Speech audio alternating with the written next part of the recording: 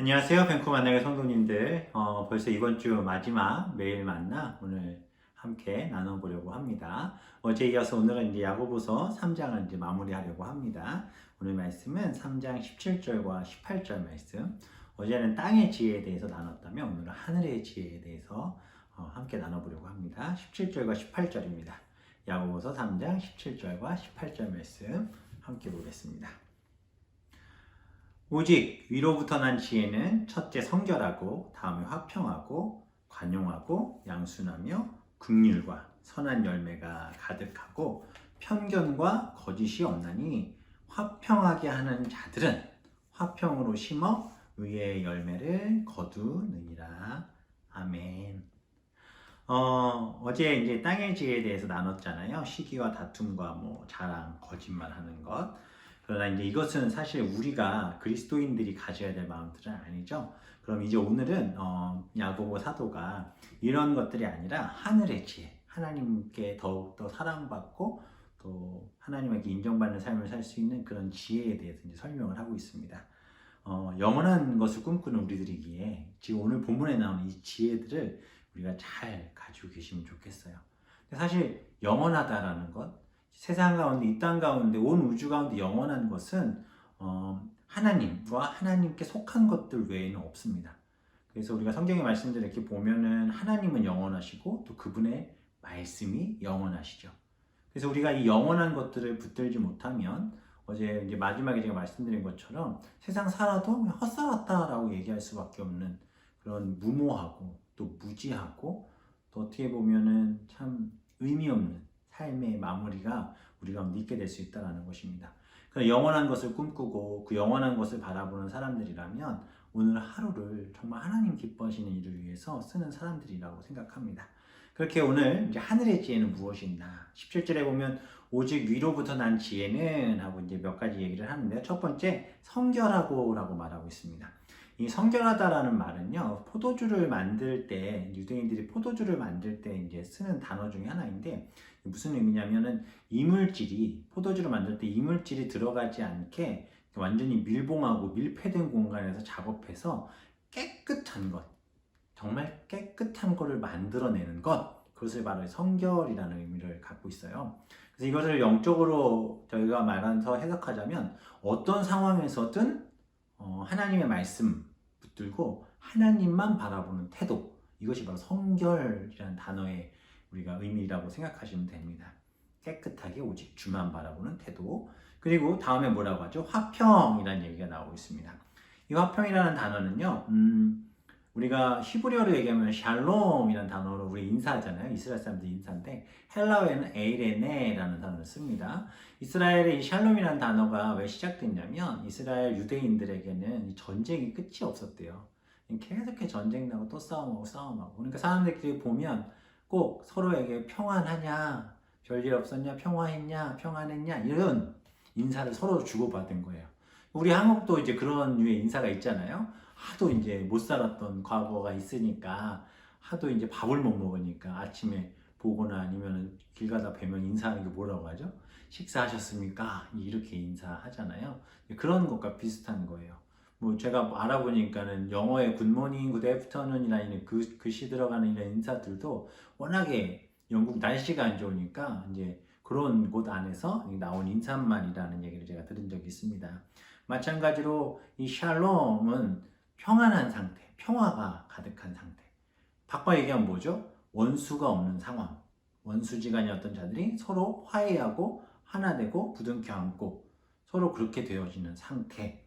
그것을 바로 오늘 본문에 나오는 화평, 샬롬, 에이레네라는 상황이라고 이야기를 하는 거예요. 그래서 사실 우리가 예수님의 자녀들이면 또 하나님을 쫓고 예수 그리스도를 믿는 주님의 자녀들이라면 화목해 하는 것, 즉 이 평안, 샬롬을 선포하는 것은 우리의 사명입니다. 고린도후서 5장 18절, 우리가 5장 17절 말씀 잘 알지만 5장 18절 말씀에 보면 이런 말씀 있잖아요. 모든 것이 하나님께로부터 났으며 그가 그리스도로 말미암아 우리를 자기와 화목하게 하시고 또 뭐라고 하시죠? 또 우리에게 화목하게 하는 직분을 주셨다라고 말씀하시잖아요. 그래서 우리가 서로 화평케 하고 또 화목하게 하고 샬롬의 은혜를 갖게 하는 것은 우리가 당연히 가져야 될 사명입니다. 우리 가정 안에 샬롬의 은혜가 있기를 소망하고 그 중심에 지금 말씀을 듣는 우리 성도님들이 되시면 좋겠습니다. 세 번째 단어 이제 관용이라는 단어가 나와요. 관용. 이 관용이라는 단어를 우리가 이제 쉽게 생각하면 그냥 평범하게 생각하면 그렇게도 이해할 수 있어요. 좋은 게 좋은 거지. 뭐 잘못을 했지만 그냥 없던 걸로 해줄게. 뭐 이렇게들 우리가 표현하기도 하는데 그런 의미가 아닙니다. 이 관용은 그저 그냥 넘어가고 그냥 한번 덮어주고의 차원이 아니고요. 성경에서 얘기하는 관용은 실수하고 죄를 짓잖아요. 그럼 죄값은 반드시 치르는 거예요. 죄값은 반드시 치르되 죄값을 치른 자를 품어주는 것, 이것이 바로 관용입니다. 우리가 생각했던 의미와 굉장히 다르죠. 사실 이것은 십자가가 가장 정확한 답이라고 볼 수 있죠. 십자가라고 하는 것은 우리 인간의, 우리 모든 사람들의 죄값을 치르신 거예요. 죄값을 치르신 이후에 우리를 품으시죠. 우리를 용서하셨잖아요.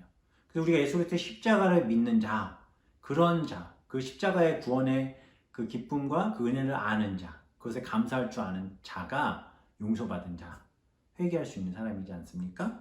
관용이라는 단어는 바로 그런 단어예요. 우리가 교회 안에서 이런 은혜들이 있으셔야 돼요. 죄를 지는 사람이 있죠. 당연히 있죠. 저도 죄 졌고요. 다 죄인이잖아요. 근데 죄인이지만 그 죄에 대해서 다시 묻지 않는 거예요. 어떻게 했을 때? 그 죄값을 분명하게 치렀을 때. 그래서 그런 사람들을 품어주고 교회 안에서 또 일꾼으로 세워가는 것, 이런 태도가 관용이라는 단어고, 그 다음에 우리가 좀 자주 못 들어본 단어가 나오는데 양순이라는 단어가 있어요.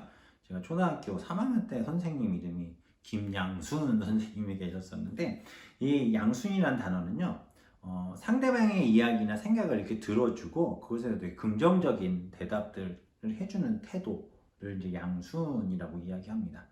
우리가 그 미러링 대화, 거울 대화라는 게 있어요. 그게 뭐냐면 부부싸움하거나 또는 아이들을 이렇게 대할 때 그 아이들이 좀 긍정적인 마음과 또 아이들의 어떤 심리적인 것들을 안정시키거나 또 부부싸움을 할 때도 아내나 남편의 말들에 대해서 이렇게 동일한 이야기를 반복해줘서 그 사람의 마음을 들어주고 품어주는 이런 거거든요.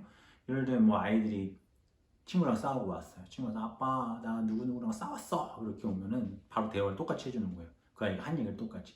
우리 뭐 예를 들면 예랑이가 누구누구랑 싸웠구나. 그리고 나서 많이 힘들었겠네. 이렇게 얘기해 주는 거죠. 또 아내들이 뭐 가끔 이렇게 막 화날 때 있잖아요. 짜증내거나. 뭐 저 남편이니까 아내를 생각할게요. 여보 아이 보는 게 너무 힘들고 나 혼자 이거 하기가 너무 지치고 힘들어. 당신이 도와주면 좋겠어. 이렇게 얘기를 해요. 그럼 어떻게 돼요?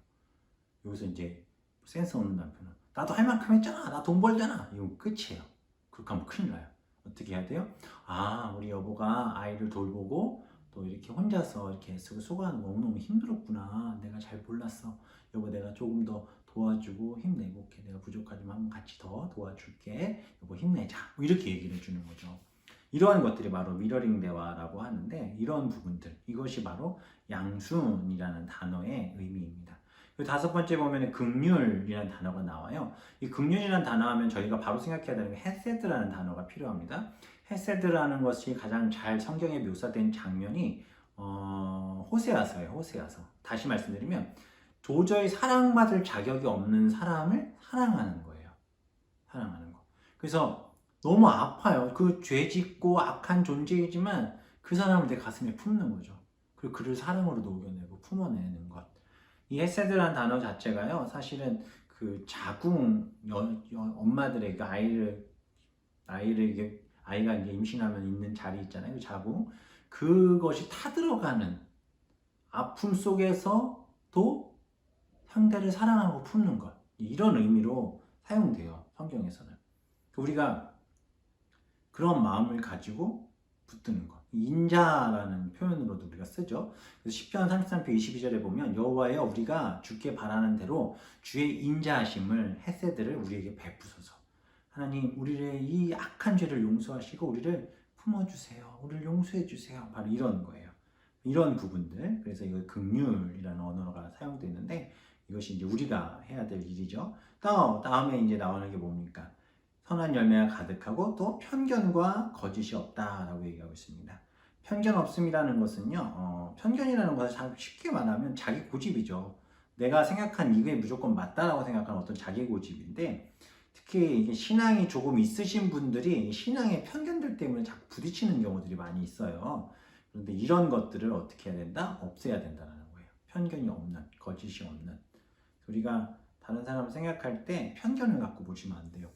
내가 가지고 선입견 뭐 이렇게도 표현하기도 하잖아요. 그런 걸 가지고 있으면 사실 생각하는 것만으로도 힘이 들 때가 많아요. 내가 가진 프레임 안에서만 자꾸 세상을 바라보고 사고를 갖게 된다면 이해하지 못하고 용서하지 못할 일들이 참 많겠죠. 왜? 내 고지식한 그 고집들이 있기 때문에 그런 부분들을 좀 갖지 말아라. 그것이 바로 하늘의 지혜라고 말하고 있습니다. 그래서 뭐 결론적으로 말씀드리면 하늘의 지혜를 가진 자는 십자가의 복음으로 살아가는 사람들, 예수 그리스도의 십자가의 복음을 붙들고 그 가운데 하나님이 예수 그리스도를 통해 우리에게 주신 그 은혜들을 붙들고 열매를 맺어가는 사람들인 거예요. 그래서 18절에 얘기하잖아요. 화평하게 하는 자들은 화평으로 심어 의의 열매를 거두느니라. 결국 하늘의 지혜를 갖는 자들이 이 땅 가운데 하나님이 주신 귀한 일들을 이루어갈 수 있다라고 말씀하고 있습니다. 그럼 그 하늘의 지혜는 어디서부터 우리가 알고 보게 되느냐? 바로 우리가 오늘 읽은 이 본문 말씀과 같이 성경을 통해서 우리가 배우고 아는 거죠. 매일 만나를 통해서 우리가 이제 몰랐던 이런 성경의 말씀들을 깨닫고 보고 듣게 되잖아요. 이러한 일들을 통해 이것이 하늘의 지혜이고 이것이 하늘의 방법이고 우리가 이러한 마음을 갖고 살아가야 되겠구나라는 그것을 이 말씀을 통해 보게 하신다라는 거예요. 디모데후서죠. 3장 15, 16절에 우리가 잘 아는 말씀 있잖아요. 우리가 뭐 디모데에게 사도 바울이 권면한 말씀인데 어려서부터 성경을 알았나니 성경은 능히 너로 하여금 뭐라고 하죠? 그리스도 예수 안에 있는 믿음으로 말미암아 구원에 이르는 지혜가 있게 한다라고 하잖아요. 그래서 모든 성경은 하나님의 감동으로 된 것으로 교훈과 책망과 바르게 함과 의로 교육하기에 유익하다라고 말씀하잖아요. 그래서 하나님의 말씀, 이 성경을 보고 듣는 것을 통해 우리가 하늘의 지혜들을 가져야 된다라고 오늘 말씀하고 있습니다. 우리 안에 이러한 갈급함과 또 하나님의 마음을 닮아가고자 하는 이런 귀한 은혜들, 즉 성결하고 화평하고 관용하고 양순과 긍휼과 편견과 거짓이 없는 마음으로 우리 주변에 있는 성도들과 또 가정과 내 삶에 하나님 주신 참된 샬롬의 은혜가 있기를 주님의 이름으로 축원합니다. 오늘 이 밤에는 잠드시기 전에 서로 이렇게 꼭 한번 안아주시고 사랑하는 아들에게, 사랑하는 딸에게, 사랑하는 아내에게, 남편에게, 또 부모님에게 샬롬의 은혜가 있기를 소망합니다. 이렇게 한번 얘기해 주시고 주무시면 좋을 것 같습니다. 기도하겠습니다. 하나님 감사합니다. 야고보서의 말씀을 통해 땅의 지혜, 또 이제 오늘은 하늘의 지혜에 대해서 배워봤습니다.